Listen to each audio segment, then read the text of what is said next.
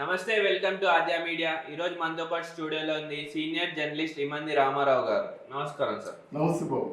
సమంత విజయ్ దేవరకొండ గారి మధ్యలో కెమిస్ట్రీ శృతి మించింది అంటున్నారు సార్, దాన్ని ఎలా చూడొచ్చు అంటారు? అక్షరాల. ఎందుకంటే ఖుషి సినిమాలో ఏమైనా ఉందంటే వాళ్ళిద్దరి మధ్య ఉన్నటువంటి రొమాన్సే ఉంది. కథ లైట్గా ఉన్న కథ, ఆ కథను మనం ఏం చేయలేము. కానీ వాళ్ళిద్దరి మధ్య ఉన్నటువంటి ఈ మధ్యకాలంలో ఏ సినిమా కూడా అలా చూడలేదు.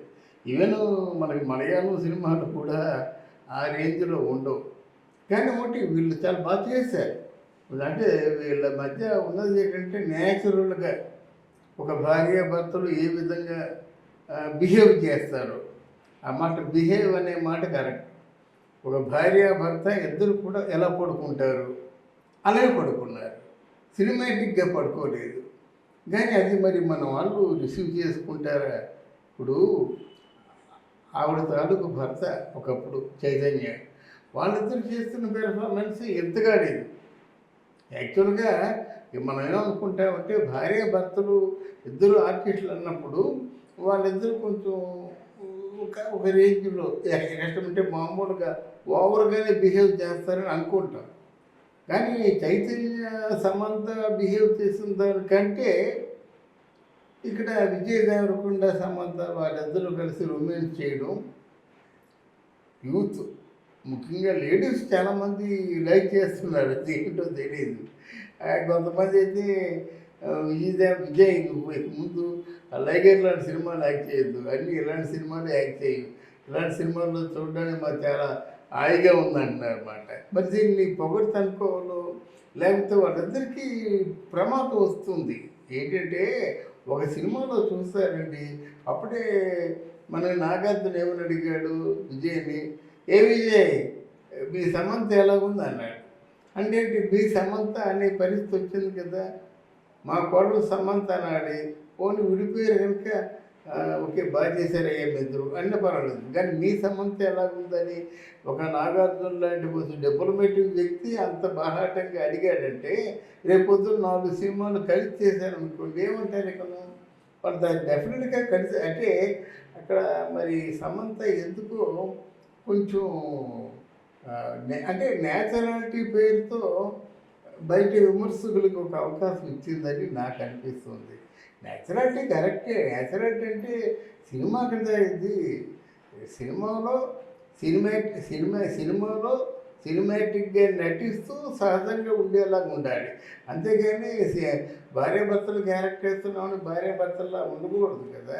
సమంత గారు కావాలని ఎవరినైనా రెచ్చగొట్టడానికి ఇలాంటి అన్ని సీన్లు ఒప్పుకొని చేసిందంటారు. చాలామంది అనుకుంటారు, అలాగే అనుకుంటారు కదా. అప్పుడు సమంత గారు ఏమనుకుంటే ఇది చూసిన తర్వాత ఎవరో నొచ్చుకోవాలి, ఇది చూసిన తర్వాత ఎవరో కొంచెం ఏది ఒక క్షణం మనసులో ఎలా ఉండేది కదా నాతో చూసావా, ఏదో మొత్తానికి అక్కడ నొచ్చుకుంటే ఒక ఆనందం. ఇక్కడ మళ్ళీ తర్వాత నొచ్చుకుంటుంది పొరపాటు చేశానని. ముందు మెచ్చుకుంటుంది, తర్వాత నొచ్చుకుంటుంది అన్నమాట. ఎందుకంటే పొరపాటు చేయకూడదు కదా. వాళ్ళిద్దరూ పొరపాటు ఎంతవరకు చేయలేదు. ఎప్పుడైనా వాళ్ళిద్దరూ కలుసుకోవడానికి అవకాశం ఉండేది.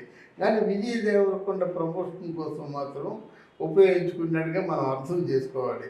లేకపోతే అర్ధరాత్రి పూట మీరు వీడియో కాల్ని అది పబ్లిష్ సోషల్ మీడియాలో అంతే కదా. అంటే వీళ్ళిద్దరి మధ్య ఎంతో అటాచ్మెంట్ ఉందని చెప్పుకునే పరిస్థితి మీరు కల్పించారు కదా. అదే హెల్ప్ అయింది. ఈరోజు ఒక 50 కోట్లు అప్పుడే వసూలు చేసేసింది. దాని సినిమాకి ఎంత అవుతుందో అంత కలిస్తే 100 కోట్లు అనుకోండి, మిగతాదంతా లాభమే కదా.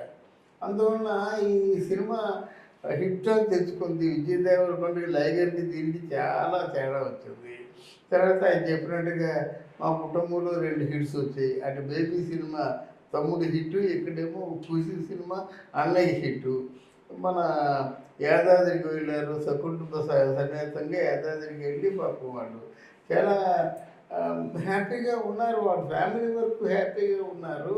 సినిమాలో మాత్రం అక్కడ వీళ్ళు ఇంకోసారి కేవలం ఈ సినిమాలో మీ యాక్టింగ్ మాత్రమే చేసాము, ఒకరి మీద ఒకరికి ఎలాంటి అభిప్రాయం లేదనేటువంటి ఎలాంటి అభిప్రాయం లేదనే మాట వాళ్ళు చెప్పాలి. చెప్పుకుంటే వాళ్ళకి ఎవరికి ఇష్టం వచ్చినట్టు వాళ్ళు ఊహించుకుంటారు అన్నమాట. ఇప్పుడు మీరు అన్నారు కదా, ఇది కేవలం ఎవరినైనా బాధ పెట్టడానికి టార్గెట్గా చేసిందా అన్నది అట్లాంటి అట్లాంటి ఆలోచనలు ఎక్కువ అవుతాయి. అది కాకుండా కేవలం ఈ సినిమాలు కథ బట్టి మేము ఒక యూత్‌కి బాగా కనెక్ట్ అయ్యేలాగా మేము బిహేవ్ చేసాము. అందులో ఇది కేవలం నటనే కానీ దీన్ని మీరు చూసి అపార్థాలు చేసుకోవద్దు, ఊహాగానాలు అంతకంటే చేయొద్దంటే కొంత వాళ్ళు ప్రొటెక్ట్ చేసుకుని వాళ్ళు అవుతారన్నమాట. ఎందుకంటే వాళ్ళు ఎలాగా శృంగారం విషయంలో సమంత, విజయ్ దేవరకొండ శృతి మించారు, హద్దులు దాటారు. వారు ఏదో మామూలుగా ఒక మాట చెప్తే బాగుంటుంది, లేకపోతే ఇంకో సినిమా కూడా బ్రహ్మాండంగా ఆడుతుంది.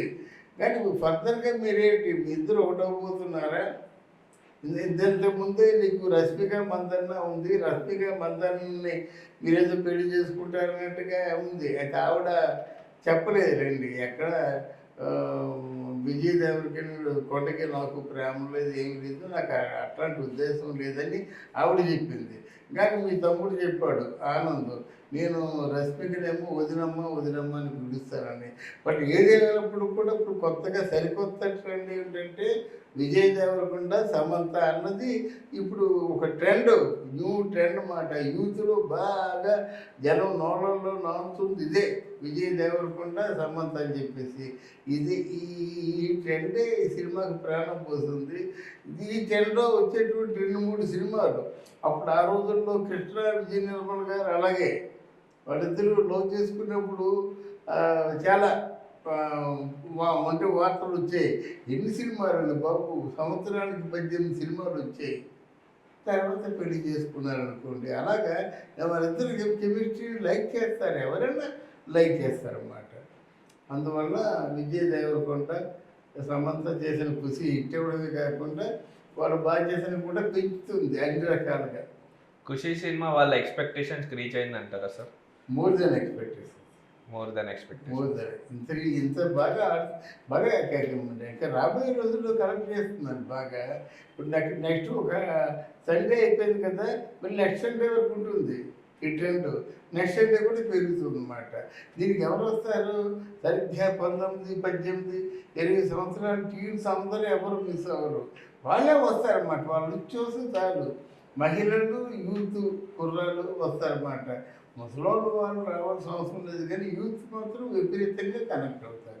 ఓకే అండి, థ్యాంక్ యూ. Thank you.